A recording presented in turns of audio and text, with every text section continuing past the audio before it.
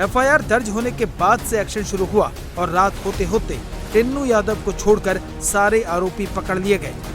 FIR में अपनी power का गलत इस्तेमाल करते हुए चोरी करना, इसके साथ ही चोरी के पैसों से संपत्ति बनाना और कॉमन इंटेंशन, ये सभी धाराएं जो हैं नॉन बेलेबल धाराएं हैं। इनके तहत एफआईआर दर्ज की गई है। जो 8 नामजद आरोपी हैं उसमें सबसे अहम भूमिका इस पूरे चोरी, चंदा चोरी कांड में, उसका नाम है रमाशंकर यादव उर्फ टिन्नू। अनुकल्प मिश्रा वो भी इस वक्त पुलिस की हिरासत में है, उससे पूछताछ की जा रही है। इसके साथ ही अविनाश शुक्ला, करुणेश पांडे, मनीष यादव, लवकुश मिश्रा, रमाशंकर मिश्रा और सुभाष श्रीवास्तव, इन सभी के खिलाफ ये नामजद एफआईआर दर्ज की गई है। जो लवकुश मिश्रा है और साथ ही अनुकल्प मिश्रा है, जो कि आपस में रिश्तेदार हैं, इनसे इस वक्त अयोध्या पुलिस ने पूछताछ शुरू कर दी है। लवकुश मिश्रा वही है जिसके घर से गोबर से 10 लाख रुपए बरामद हुए थे। इसी तरीके से अनुकल्प मिश्रा के पास से भी काफी ज्यादा पैसे बरामद हुए थे।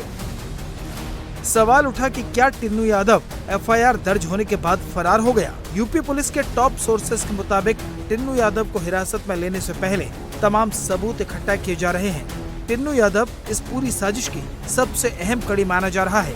पहले दिन से टिन्नू यादव का नाम सामने आ रहा था, जिसका भी चढ़ावा गायब हुआ, उसने सबसे पहले टिन्नू का ही नाम लिया। टिन्नू यादव का इतना बड़ा कद इस ट्रस्ट के अंदर कैसे हो गया? वो एक ऑटो चलाता था, ऑटो ड्राइवर था, 25-26 हजार रुपए उसकी तनख्वाह थी ट्रस्ट के अंदर जब वो शामिल हुआ। उसके बाद उसने कई सारी प्रॉपर्टी बनाई, होटलों के अंदर पैसा लगाया और उसका कद इतना बढ़ गया कि वो पहले तो चंपत राय का ड्राइवर हुआ करता था, फिर चंपत राय का सबसे क्लोज वो शख्स बन गया और मंदिर के अंदर जो भी दान पात्र होता था, चढ़ावा होता था, उसकी चाबियां उसके पास होती थी। कैशियर से लेके जितने भी सेवादार थे वो टिन्नू को रिपोर्ट किया करते थे। अब ये जान लीजिए कि जिन लोगों पर एक्शन हुआ है उनका राम जन्मभूमि की व्यवस्था में क्या क्या रोल है। यहाँ भी पहला नाम टिन्नू यादव का है। टिन्नू यादव काउंटिंग टीम का मुखिया था, जबकि सुभाष श्रीवास्तव का काम काउंटिंग की निगरानी करना था। लवकुश मिश्रा, अनुकल्प मिश्रा, करुणेश पांडे, रामशंकर मिश्रा, मनीष यादव और अविनाश शुक्ला चढ़ावे में आए कैश की काउंटिंग टीम के मेंबर हैं। पुलिस के मुताबिक अभी और गिरफ्तारियां होंगी। टिन्नू यादव और मनीष यादव चाचा भतीजा हैं, जबकि अनुकल्प मिश्रा और लवकुश मिश्रा जीजा साले हैं।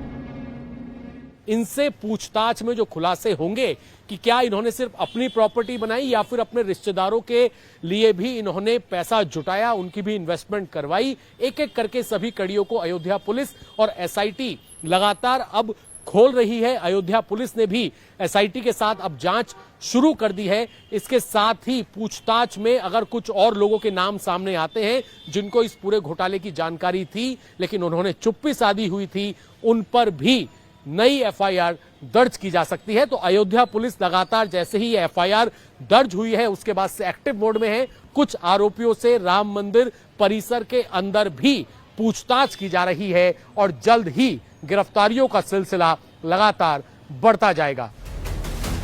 टिन्नू यादव के बाद दूसरा सबसे बड़ा नाम सुभाष श्रीवास्तव का है। सुभाष श्रीवास्तव की निगरानी में ही चढ़ावे की गिनती होती थी। इसके अलावा एफआईआर में वो कैशियर्स भी आरोपी बनाए गए हैं जो सबसे पहले चढ़ावे की चोरी करते हुए सीसीटीवी फुटेज में दिखे। इनमें टिन्नू यादव का भतीजा मनीष यादव भी शामिल है। इनमें से 3 लोगों के पास से करीब 1.5 करोड़ रुपए की रकम बरामद की गई थी। एक आरोपी लवकुश मिश्रा के घर से 10 लाख रुपया कैश बरामद हुआ। एक और आरोपी ने अपनी वाइफ के बैंक खाते से निकालकर 50 लाख रुपए दिए थे। कि राम मंदिर जहाँ पे लाखों लोग आ रहे हैं, जहाँ पे करोड़ों का चढ़ावा चढ़ रहा है, सोने चांदी के जेवर चढ़ रहे हैं, उसका जो चढ़ावे का पूरी जिम्मेदारी इनके ऊपर तो नहीं थी, क्योंकि जो ट्रस्ट है उसने नियम भी बहुत सारे बनाए थे कि कैसे चढ़ावा काउंट होगा, कैसे दान पात्र से निकाला जाएगा, कैसे फिर उसको बैंक भेजा जाएगा काउंटिंग सेंटर से, कौन कौन लोग निगरानी करेंगे।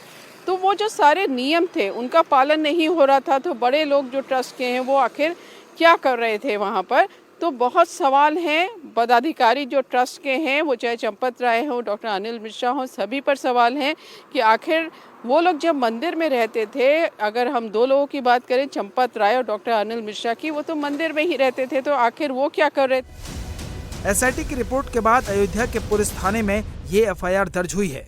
जिन धाराओं में केस दर्ज हुआ है उनमें सख्त सजा का प्रावधान है। आरोपियों पर पावर का गलत इस्तेमाल करके संपत्ति में विश्वासघात, चोरी के सामान की आदतन खरीद फरोख्त, चोरी की संपत्ति ठिकाने लगाना और आरोपियों की आपराधिक साजिश के साथ साथ दूसरे आरोपियों के साथ शामिल होने की धाराएं लगी हैं। इन धाराओं में अधिकतम 10 साल की सजा हो सकती है। पुलिस की जांच में अगर और नाम आते हैं तो जांच का दायरा बढ़ाया जाएगा। यूपी के सीएम योगी आदित्यनाथ ने 15 दिन का समय मांगा था, लेकिन उससे पहले ही एक्शन शुरू हो चुका है। जो विश्व हिंदू परिषद चंदा चढ़ावे में घोटाला सामने आने के बाद अयोध्या में अपने सारे कार्यक्रम रद्द कर चुका था, वो अब इस एक्शन पर संतुष्टि जता रहा है। ये एफआईआर तीसरा कदम है जो ट्रस्ट ने उठाया। पहला कदम था जब उन्होंने मुख्यमंत्री जी से कहा कि एसआईटी बना करके जांच करिए। दूसरा कदम था कि जब एसआईटी आई तो चंपत जी ने कहा मैं महामंत्री हूं, मैं सबसे पहले आपकी क्वेश्चनिंग के लिए उपस्थित हूं। और जैसे ही ट्रस्टीज को उन लोगों के नाम मालूम पड़े जिनका जिक्र एसआईटी की रिपोर्ट में है, बिना कोई देरी किए लगभग तुरंत उन्होंने ये एफआईआर लिखाई है। इस अपराध की पूरी तरह से जांच होनी चाहिए। ये जांच उन्हीं लोगों तक सीमित नहीं है जिनका नाम एफआईआर में है। पुलिस इस पूरे अपराध की जांच करने के लिए स्वतंत्र होगी और जिन लोगों पर भी आरोप लग रहे हैं उन सबके ऊपर लगे हुए आरोपों की जांच करेगी, बिना दबाव के, बिना डर के और बिना छोटे बड़े के भेद के। हालांकि समाजवादी पार्टी एफआईआर को दिखावा बता रही है। अखिलेश यादव ने सोशल मीडिया पोस्ट में लिखा, भाजपा राज में नाइंसाफी की दिखेगी ये झांकी, फुनगी को फांसी, शाखाओं को मिलेगी माफी।